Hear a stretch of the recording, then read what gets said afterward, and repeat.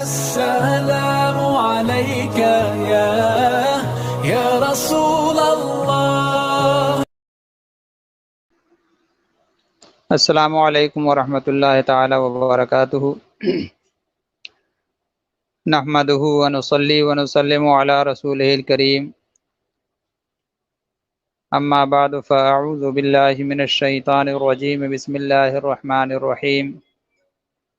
قال اللہ تبارک وتعالی فی شان حبیبہ الکریم ان اللہ وملائکتہ یصلون علی النبی یا ایہا الذین آمنوا صلوا علیہ وسلموا تسلیما. اللہم صلی علی سیدنا و مولانا محمد معدن الجود والکرم وآلہ وصحبہ وبارک وسلم. حضرات مکرم، 16ویں پارے کی گفتگو کا آج 20 منٹ کی تاخیر سے ابتدا ہو رہی ہے. وجہ تاخیر انشاءاللہ درس کے آخر میں بتائی جائے گی. 16ویں پارے کی دراصل 15ویں پارے کے تسلسل کے ساتھ گفتگو ذہن میں رکھیں. 15ویں پارے کا اختتام حضرت موسیٰ اور حضرت خضر علیہ السلام کے درمیان ہونے والی گفتگو پر ہوا تھا، اور حضرت خضر علیہ السلام نے حضرت موسیٰ علیہ السلام سے کہا کہ جن اسرار کا آپ کو علم نہیں ان کے بارے میں آپ صبر نہیں کر پائیں گے.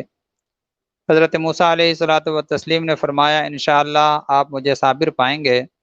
حضرت خضر علیہ السلام نے کہا کہ آپ میری پیروی کرتے ہوئے میرے کسی فعل پر سوال نہیں کریں گے تا وقتے کہ میں خود آپ کو اس کا راز بتا دوں. چنانچہ چلتے چلتے دونوں ایک کشتی میں سوار ہوئے تو حضرت خضر علیہ السلام نے اس کشتی میں سوراخ کر کے اسے عیبدار کر دیا. یہ کہ آپ کے پاس ایسا اوزار تھا جس کے ذریعے آپ نے اس کے 2-3 تختے نکال کر کے اس کو عیبدار بنا دیا. موسیٰ علیہ السلام نے فرمایا یہ تو آپ نے بہت خطرناک کام کیا، سواریوں کے ڈوبنے کا خطرہ لاحق ہو سکتا ہے. حضرت خضر علیہ السلام نے کہا کہ میں نے آپ سے تو یہی کہا تھا کہ آپ صبر نہیں کر پائیں گے.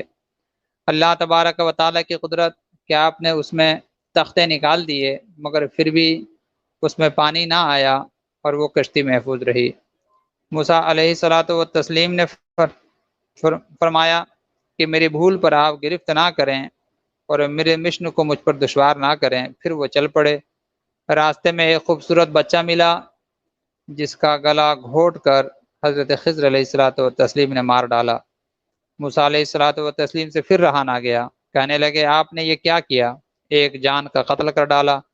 انہوں نے کچھ زور دے کر کہا کہ میں نے نہ کہا تھا کہ آپ میرے ساتھ نہیں چل سکیں گے. موسیٰ علیہ السلام کہنے لگے کہ مجھے آخری موقع دیں.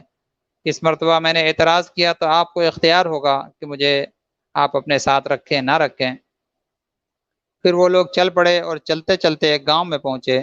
دونوں حضرات کے لیے سفر کی بنا پر بھوک لگنے کی وجہ سے وہاں کے گاؤں کے لوگوں سے کھانا طلب کیا تو انہوں نے کھانا نہ دیا، اور گاؤں والوں نے کھانا کھلانے سے انکار کر دیا. اس کے باوجود گاؤں میں ایک دیوار گرے چاہتی تھی. حضرت خضر علیہ السلام نے مرمت کر کے اسے درست فرما دیا. حضرت موسیٰ علیہ السلام نے پھر اعتراض فرمایا کہ جب گاؤں کے لوگ ہماری میزبانی نہیں کرتے تو ہمیں بھی یہ چاہیے تھا کہ ہم ان کا لحاظ نہ کریں، اور جب دیوار ٹھیک کر ہی دیا تھا تو کم سے مزدوری ہی لے لیتے تاکہ ہم اس سے کھانا خرید لیتے. حضرت خضر علیہ السلام عرض کرنے لگے اب ہمارا مزید اکٹھے رہنا ممکن نہیں ہے، اس لیے آئندہ کے لیے ہمارے راستے جدا جدا ہیں. البتہ گزشتہ جو 3 واقعات پیش آئے ہیں ان کی وضاحت کرنا چاہتا ہوں. کشتی کو عیبدار بنانے کی وجہ دراصل کشتی کے غریب مالکان کا مفاد تھا، کیونکہ آگے سمندری حدود میں ایک ظالم بادشاہ کی عملداری تھی. ہر اچھی اور نئی کشتی کو وہ ضبط کر لیتا تھا. میں نے اس کشتی کا ایک کونا توڑ دیا جس سے اس غریب کی کشتی بچ گئی. جس لڑکے کو میں نے قتل کیا تھا اس کی وجہ یہ تھی کہ وہ مستقبل میں آوارہ بدماش، منکر، کفر کا علم بردار اور اپنے نیک والدین کے لیے مشکلات کا باعث بننے والا تھا. ایک روایت یہ بھی ہے کہ وہ بد چلن تھا اور آپ نے اسے قتل کر دیا تاکہ اللہ تبارک و تعالی اس کے والدین کو اس کا نعم البدل عطا فرما کر اس کے سر سے محفوظ فرما لے۔ دیوار کی تعمیر کا مسئلہ یہ تھا کہ گاؤں میں ایک نیک سیرت انسان تھا، اس کے بچے چھوٹے چھوٹے تھے۔ اس کے انتقال کے وقت اس نے اپنا خزانہ زمین میں دفن کر اس کے اوپر دیوار تعمیر کر دی تھی تاکہ وہ بچے بڑے ہو کر کے خزانہ حاصل کریں، اور اگر وہ دیوار گر جاتی تو لوگ وہ خزانہ لوٹ لیتے، اور جس کی وجہ سے ان یتیموں کا نقصان ہو جاتا۔ آپ نے عرض کیا کہ میں نے گرتی ہوئی دیوار کو سہارا دے کر درست کر دیا تاکہ یہ جوان ہو کر کے اپنی امانت لے لیں۔ خزائن العرفان میں حضرت مولانا سید نعیم الدین سامرادی علیہ رحمۃ رضوان نے فرمایا کہ حضرت ابن عباس رضی اللہ تعالی عنہ نے فرمایا تھا کہ اس دیوار کے نیچے سونے کی تختی تھی، اس پر لکھا تھا کہ اس کا عجیب حال ہے، جسے موت کا یقین ہو اس کو خوشی کس طرح ہوتی ہے، اس کا عجیب حال ہے جو قضاء اور قدر کا یقین رکھے اس کو غصہ کیسے آتا ہے، اس کا حال عجیب ہے جسے رزق کا یقین ہو وہ کیوں تعصب میں پڑتا ہے، اس کا حال عجیب ہے جسے حساب کا یقین ہو وہ کیسے غافل رہتا ہے، اور اس کا حال عجیب ہے جس کو دنیا کے زوال اور تغیر کا یقین کامل ہو وہ کیسے مطمئن ہوتا ہے۔ اور اس کے ساتھ لکھا تھا لا الہ الا اللہ محمد الرسول اللہ صلی اللہ علیہ وسلم، اور دوسری جانب اس لوح پر لکھا تھا کہ میں اللہ ہوں اور میرے سوا کوئی معبود نہیں، میں یکتا ہوں، میرا کوئی شریک نہیں، میں نے خیر اور شر کو پیدا کیا، اس کے لیے خوشخبری ہے جسے میں نے خیر کے لیے پیدا کیا ہے اور اس کے ہاتھوں پر خیر کو جاری فرمایا، اس کے لیے تباہی ہے جو شر کے لیے پیدا ہوا اور اس کے ہاتھوں پر شر جاری ہوا۔ حضرات مکرم، اس خطبے میں ہمارے لیے بڑی نشانیاں ہیں اور اللہ تبارک و تعالیٰ کا اس میں ایک عظیم پیغام ہے، کاش صرف اسی فرمان پر ہم عمل کر لیں تو ہمارے لیے دونوں جہاں میں سعادت ہی سعادت ہے۔ حضرت سیدنا خضر علیہ الصلاۃ والتسلیم کے اس تفصیلی واقعات سے ہمیں یہ سبق ملتا ہے کہ ہمارے سامنے شب و روز جو واقعات پیش آتے رہتے ہیں، کسی کو جوانی یا بچپن میں موت واقع ہو جاتی ہے، کوئی کسی حادثے کا شکار ہو کر کے زخمی ہو جاتا ہے، کسی کی عمارت گر جاتی ہے، کسی کا چلتا ہوا کاروبار ٹھپ ہو جاتا ہے، ان تمام واقعات کے پس پردہ بڑی عجیب و غریب حکمتیں پوشیدہ ہوتی ہیں۔ اس دنیا کے ظاہر و باطن میں بڑا اختلاف ہے، انسان کی نظر ظاہر میں الجھی رہتی ہے اور باطنی رازوں کے ادراک سے اس کا عقل قاصر رہتا ہے۔ یہ قصہ مادیت کے علم برداروں کی تردید کرتا ہے جو ظاہر ہی کو سب کچھ سمجھ بیٹھے ہیں اور اس کے پس پردہ کسی حکیم و خبیر کی حکمت کے وجود سے بے خبری کے باعث انکار کرتے ہیں۔ آیت نمبر 83 سے مشرکین کے تیسرے سوال کا جواب دیتے ہوئے صالح بادشاہ ذوالقرنین کے حالات بیان کیے گئے ہیں۔ اللہ تعالیٰ نے اسے مادی قوت بھی عطا کی تھی اور روحانی و ایمانی طاقت سے بھی سرفراز فرمایا تھا۔ اس کی فتوحات کا دائرہ بہت ہی وسیع تھا، ایک طرف مشرق کے آخری کنارے اور دوسری طرف مغرب کے انتہائی سرے تک پہنچ گیا تھا۔ اپنی فتوحات کے زمانے میں اس کا گزر ایک ایسی قوم پر ہوا جو پہاڑوں کے درمیان آباد تھی اور ہمیشہ ایک وحشی قوم کے حملوں کا نشانہ بنتی تھی، جسے قرآن نے یاجوج اور ماجوج کا نام دیا ہے۔ ذوالقرنین نے لوہے اور پیتل کے جوڑ سے ایک آہنی دیوار تعمیر کی جسے سد سکندری کہا جاتا ہے، اور ان کے حملوں کا سلسلہ ہمیشہ کے لیے بند کر دیا، جس سے وہاں کے باشندوں کو امن اور چین نصیب ہو گیا۔ قرب قیامت کی نشانیوں میں بیان کیا گیا کہ یاجوج اور ماجوج اس سد سکندری کو گرا کر خود کو آزاد کر لیں گے۔ واقعہ کچھ یوں ہے کہ وہ روز اس سد سکندری کو اپنی زبانوں سے چاٹتے ہیں، اور جب رات ہو جاتی ہے تو سب کہتے ہیں کہ ہم کل اسے چاٹیں گے۔ اللہ تبارک و تعالیٰ کی قدرت، پھر وہ دیوار جتنی موٹی ہوتی ہے پہلی کی طرف پھر موٹی ہو جاتی ہے، پھر دوسرے دن سے یہی کام وہ شروع کرتے ہیں۔ جب اللہ کو منظور ہوگا کہ وہ اس دیوار کو توڑ کر کے باہر نکلیں تو جب وہ شام کا وقت آئے گا صبح سے چاٹنا شروع کر دیں گے، اور شام کو وہ کہیں گے کہ انشاءاللہ ہم کل پھر اسے چاٹ لیں گے۔ اللہ کی قدرت کہ پھر وہ دیوار پتلی کی پتلی ہی رہے گی اور پہلے کی حیت پر واپس نہیں آئے گی، اور پھر دوسرے دن جب اس کو چاٹنا شروع کریں گے تو وہ دیوار گر جائے گی اور اس طرح وہ اس سے آزاد ہو جائیں گے، زمین پر فتنہ اور فساد کریں گے، احادیث کی روشنی میں رائے قائم کی گئی ہے کہ یہود کی ہلاکت کے بعد حضرت سیدنا عیسیٰ علیہ الصلاۃ والتسلیم کی حکومت قائم ہوگی اور دنیا میں امن اور امان کا دورہ ہوگا۔ اس وقت یاجوج اور ماجوج کی الغار ہوگی، ان کی تعداد اس قدر کثیر ہوگی کہ حضرت عیسیٰ علیہ الصلاۃ والتسلیم اپنے ساتھیوں سمیت پہاڑ پر پناہ گزین ہوں گے۔ وہ دریاؤں کو ایسے پی جائیں گے جیسے کہ وہاں پر کوئی دریا ہی نہیں تھا، وہ آپس میں برسر پیکار ہوں گے، ایک دوسرے کا خون بہائیں گے اور آخر کار قدرتی آفات سے ہلاکت سے دوچار ہوں گے۔ ایک روایت میں ہے کہ حضرت سیدنا عیسیٰ علیہ الصلاۃ والتسلیم ان کے لیے بد دعا فرمائیں گے جس کی وجہ سے وہ سب کے سب ہلاک اور برباد ہو جائیں گے۔ اس کے بعد یہ بتایا گیا کہ ان کے پاس اس قدر تیر اور کمان ہوں گے کہ ان کو اہل زمین کئی سالوں تک جلا کر کے اپنا کھانا پکائیں گے، اس سے ان کی کثرت کا اندازہ ہوتا ہے۔ اس کے بعد بتایا گیا کہ جہنم ایسے بدنصیبوں کے سامنے لائی جائے گی جن کی آنکھیں حقائق دیکھنے سے محروم ہیں اور جو حق کا پیغام سننے کے لیے تیار نہیں ہیں۔ ایسے لوگوں کی سب سے بڑی مثال دور حاضر کے سائنسداں ہیں جنہوں نے براہ راست اللہ کی بے شمار قدرتوں کا مشاہدہ کیا ہے لیکن پھر بھی اللہ پر ایمان لانے کے لیے تیار نہیں ہیں۔ اقبال نے ایسے ہی لوگوں کے لیے کیا خوب کہا تھا کہ ڈھونڈنے والے ستاروں کے گزرگاہوں کا اپنے افکار کی دنیا میں سفر کر نہ سکا، اپنی حکمت کے خم و پیچ میں الجھا ایسا آج تک فیصلہ نفع و ضرر کر نہ سکا۔ جس نے سورج کی شعاؤں کو گرفتار کیا زندگی کی شب تاریک سحر کر نہ سکا۔ ذوالقرنین مادی وسائل کے بہتات کے باوجود اللہ پر ایمان رکھتے تھے، جبکہ مادیت پرست افراد اور بادشاہ ظاہری اسباب کو ہی سب کچھ سمجھتے ہیں۔ تکمیل پر ذوالقرنین نے اعترافاً بارگاہ خداوندی میں عرض کیا کہ یہ سب کچھ میرے رب کی رحمت سے ہوا ہے، جب میرے رب کا مقررہ وقت آئے گا تو اس دیوار کو وہ ریزہ ریزہ کر دے گا۔ آگے اللہ سبحانہ و تعالیٰ نے اس حقیقت کو آشکارا کیا کہ اگر سارے سمندر اور ان جیسے اور بھی آ جائیں، مل کر روشنائی بن جائیں، تو میرے رب کے کلمات ختم ہونے سے پہلے سمندروں کی روشنائی ختم ہو جائے گی۔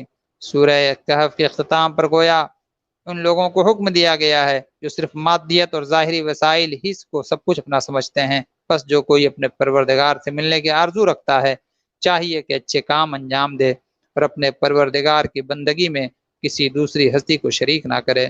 یہیں سے سورہ کہف کا اختتام ہوتا ہے۔ اب اس کے بعد سورہ مریم کی ابتدا ہوتی ہے۔ سورہ مریم دیگر مکی صورتوں کی طرح اللہ تبارک و تعالیٰ کے وجود، توحید اور رسالت اور بعث و جزا کے ساتھ بہت سے انبیاء کرام کے حالات بھی بیان ہوئے ہیں، خصوصاً حضرت مریم و حضرت عیسیٰ علیہ السلام کے واقعہ شرح و بسط سے بیان ہوا ہے۔ اسی مناسبت سے اس کا نام مریم رکھ دیا گیا ہے۔ حضرت زکریا علیہ الصلاۃ والتسلیم کی اولاد کے حصول کے لیے رقت انگیز دعا کے ساتھ سورت کا آغاز ہوتا ہے۔ جو بالکل بوڑھے ہو چکے تھے، ہڈیاں کمزور پڑ گئی تھیں، بال سفید ہو گئے تھے، اہلیہ بھی بالکل بوڑھی اور باج تھیں، بظاہر اب اولاد ہونا ممکن نظر نہیں آتا تھا، لیکن پھر بھی اللہ کے سامنے ہاتھ اٹھا دیے، بیٹے کی دعا کرنے لگے۔ چنانچہ آپ کی دعا شرف قبولیت سے ہمکنار ہوئی۔ یحییٰ علیہ الصلاۃ والتسلیم جیسے عظیم بیٹے کی ولادت کی بشارت دی گئی۔ حضرت یحییٰ علیہ السلام کو اللہ تعالیٰ نے بچپن ہی میں نبوت عطا کی، کتاب عطا کی۔ وہ پاکیزہ، متقی اور ماں باپ کے ساتھ نیکی کرنے والے تھے۔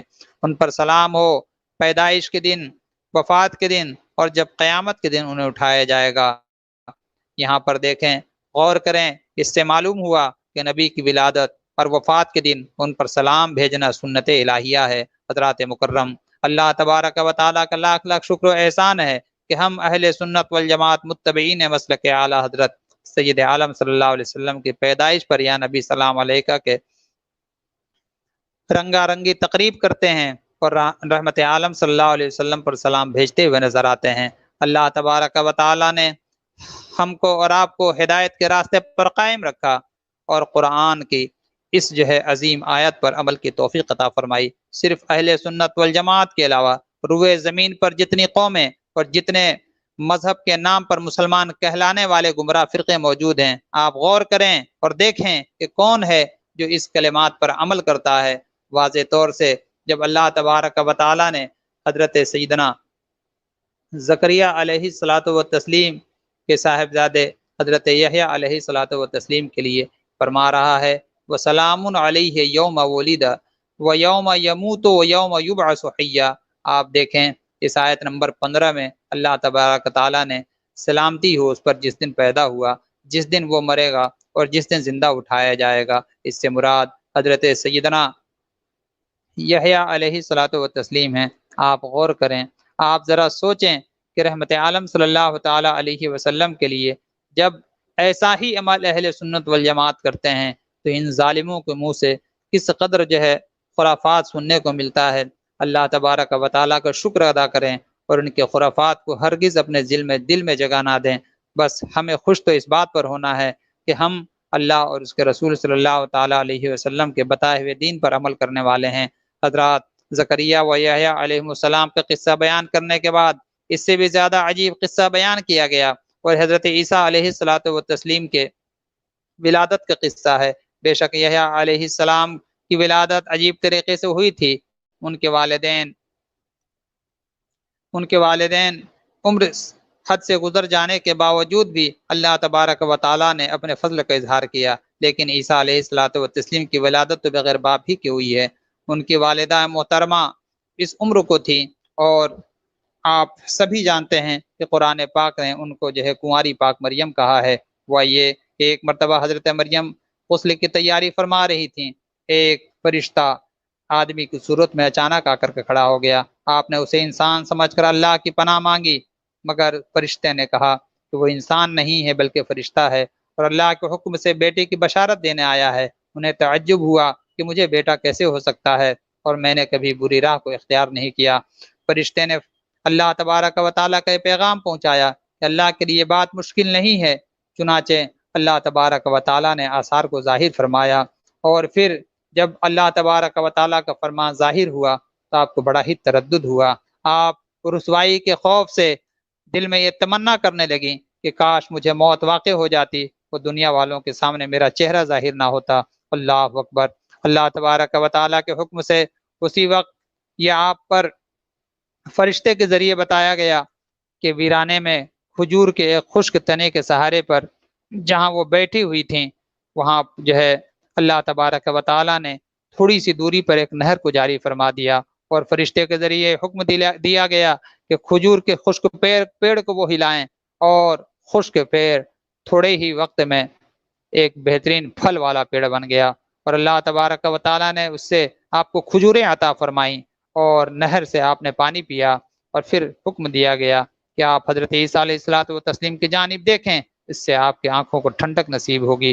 کوئی اگر پوچھے گا تو آپ کہیں کہ میں نے چپ کا روزہ رکھا ہے، اس بچے سے پوچھ لو۔ چنانچہ آپ حضرت عیسیٰ علیہ الصلوۃ والتسلیم کو اپنے گود میں لیے ہوئے بستی کی جانب پہنچتی ہیں۔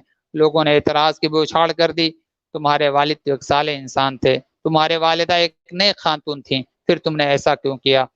حضرت سیدہ مریم رضی اللہ تعالی عنہا نے حضرت عیسیٰ علیہ الصلوۃ والتسلیم کی جانب اشارہ کیا، اس بچے سے پوچھ لو۔ لوگوں کو تعجب ہوا کہ یہ جو بچہ ابھی کم عمری کو ہے وہ کیسے بول سکتا ہے، مگر حضرت عیسیٰ علیہ الصلوۃ والتسلیم اللہ کے حکم سے بول اٹھے۔ آپ نے فرمایا میں اللہ کا بندہ ہوں۔ دنیا رنگ بو میں قدم رکھنے کے بعد زندگی کے اس موڑ پر، جبکہ ابھی آپ بولنے کی عمر تک بھی نہ پہنچے تھے، معجزانہ انداز میں اپنے والدہ کی پاک دامنی کی قسم کھا رہے تھے۔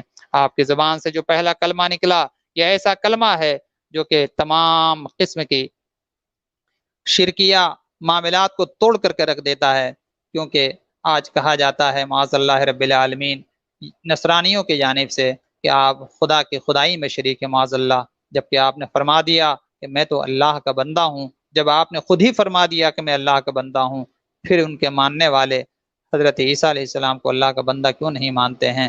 در حقیقت ماننا وہ ماننا نہیں ہے جو وہ اپنی مرضی سے مانتے ہیں۔ کسی کو ماننا جب ماننا کہلاتا ہے جب اس کے فرمان برکما حقہ عمل کیا جائے بحمدہ تعالی عز و جل۔ جس طرح ہم اپنے پیارے نبی کریم صلی اللہ علیہ وسلم کو اللہ کا رسول اور اللہ کا نبی مانتے ہیں، اسی طرح حضرت عیسیٰ علیہ الصلوۃ والتسلیم کو بھی اللہ کا نبی اور اللہ کا رسول مانتے ہیں اور اللہ کا بندہ مانتے ہیں۔ حضرات مکرم، ماننا اسے ماننا کہتے ہیں۔ اور پھر اللہ تبارک و تعالی نے سلسلہ گفتگو کو جاری رکھتے ہوئے ارشاد فرمایا کہ اللہ تبارک و تعالی نے حضرت عیسیٰ علیہ الصلوۃ والتسلیم کو بابرکت رسول بنایا ہے۔ پھر حضرت عیسیٰ علیہ السلام کے قول کو نقل کیا گیا کہ میں اللہ نے مجھے بابرکت رسول بنایا، مجھے نماز اور زکوٰۃ کے اہتمام کا حکم دیا گیا ہے، میں صلاح اور تقوی کا پیکر اور والدہ کا فرما بردار ہوں۔ حضرت عیسیٰ علیہ السلام کی گفتگو کو سن کر کے حضرت مریم رضی اللہ تعالی عنہ کی پاک بازی کا لوگوں کو یقین ہو جاتا ہے، اور اللہ کی قدرت کا بھی لوگوں کو یقین ہو جاتا ہے۔ یہ تھے حضرت مریم رضی اللہ تعالی عنہ کے بیٹے عیسیٰ علیہ الصلاۃ والتسلیم، جو اللہ کے بیٹے نہیں بلکہ اللہ کے حکم کن فیکون کے معجزے کے طور پر جلوہ آرا ہوئے ہیں۔ اللہ کی شان دیکھیں، حضرت عیسیٰ علیہ السلام والتسلیم کی معجزانہ ولادت یہود و نصارہ کے درمیان وجہ نزاع بنی اور باعث اختلاف۔ ایک طرف عیسائیوں نے انہیں اللہ کا بیٹا قرار دیا، دوسری طرف یہودیوں نے معاذ اللہ آپ کے والدہ کے دامن پر الزام لگایا، اور اس میں کوئی شرم انہیں محسوس نہ ہوئی، جبکہ الحمدللہ ہمارا یہ طریقہ ہے۔ ہم اہل سنت والجماعت اللہ اور اس کے رسول صلی اللہ تعالی علیہ وسلم کے دیے ہوئے عقیدے کو دل و جان سے قبول کرتے ہیں، اور اسلام کا راستہ سب سے بہتر راستہ ہے۔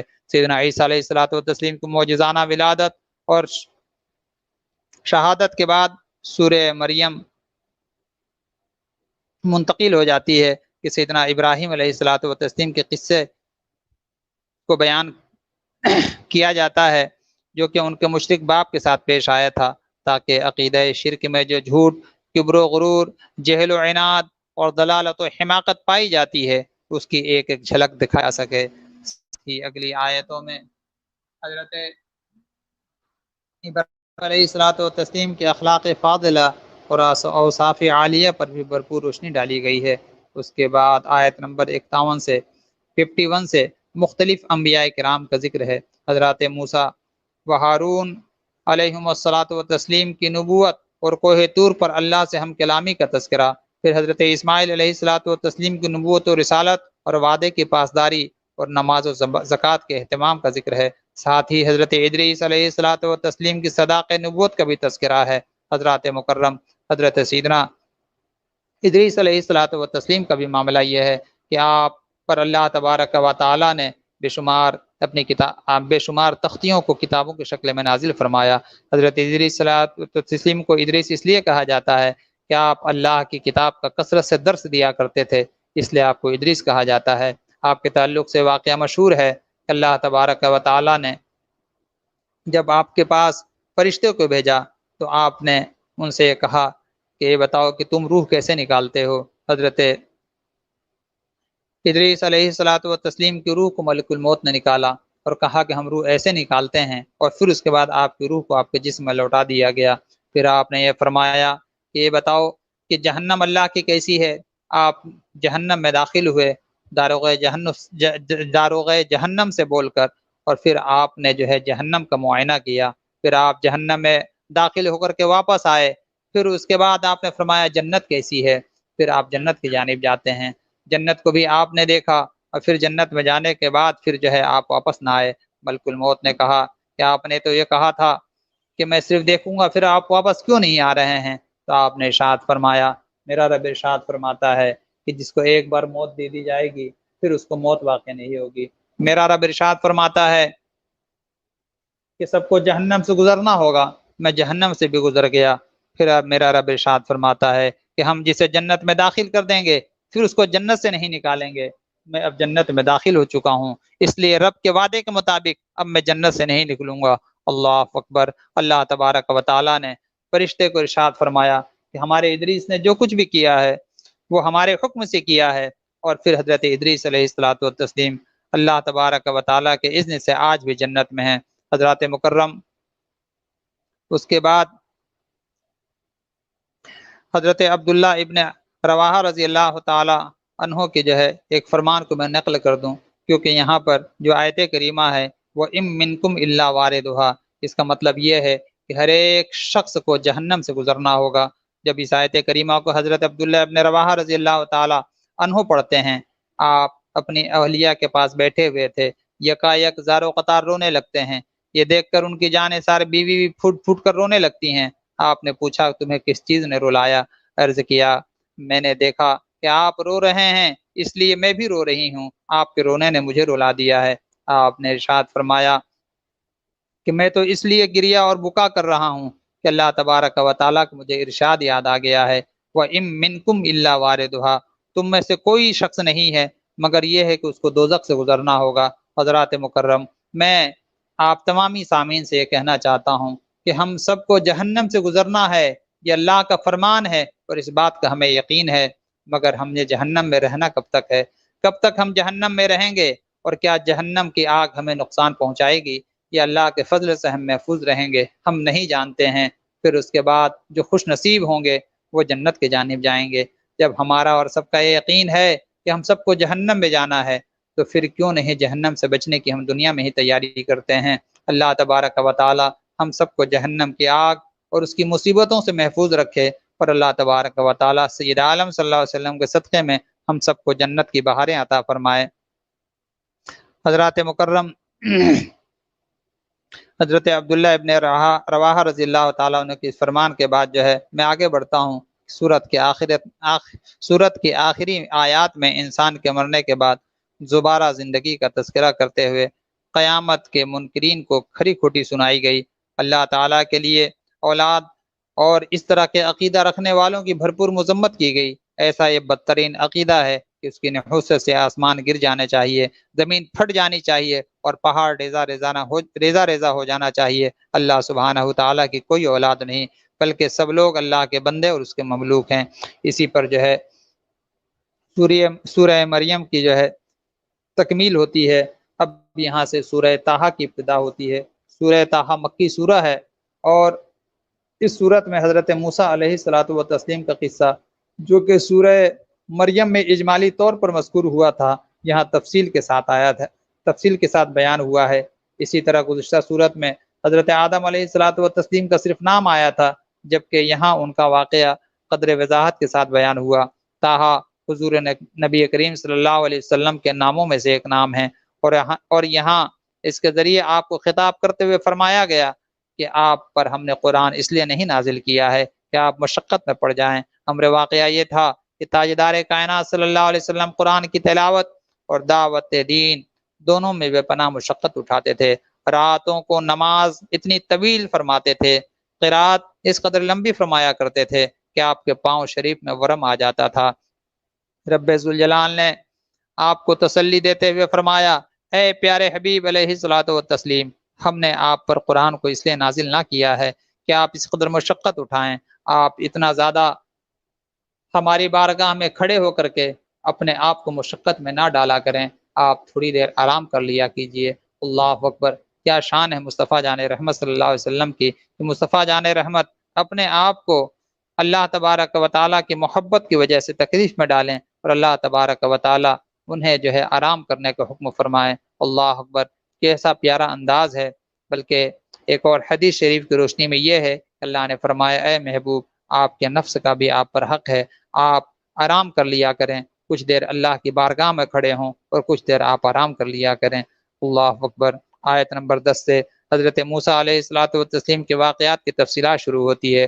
جو اپنی زوجہ کے ہمراہ مدین سے واپس ہوئے تو وہ امید سے تھیں، درد زا شروع ہو چکا تھا۔ سامنے آگ جلتی ہوئی دیکھ کر موسیٰ علیہ الصلوۃ والتسلیم آگ لینے کو گئے۔ جب آپ آگ لینے کو گئے تو وہاں پر جو ہے آپ نے دیکھا کہ یہ آگ نہیں بلکہ ایک درخت سے رب کی تجلی ظاہر ہو رہی ہے۔ وادی مقدس کے احترام میں آپ کو جوتا اتارنے کا حکم دیا گیا، ساتھ ہی پروانۂ نبوت عطا کر کے توحید کا پیغام بنی اسرائیل کے لیے دے کر نماز کے اہتمام کی تلقین دی گئی، اور اللہ تبارک و تعالیٰ نے وہاں آپ کو نبوت سے سرفراز فرما دیا۔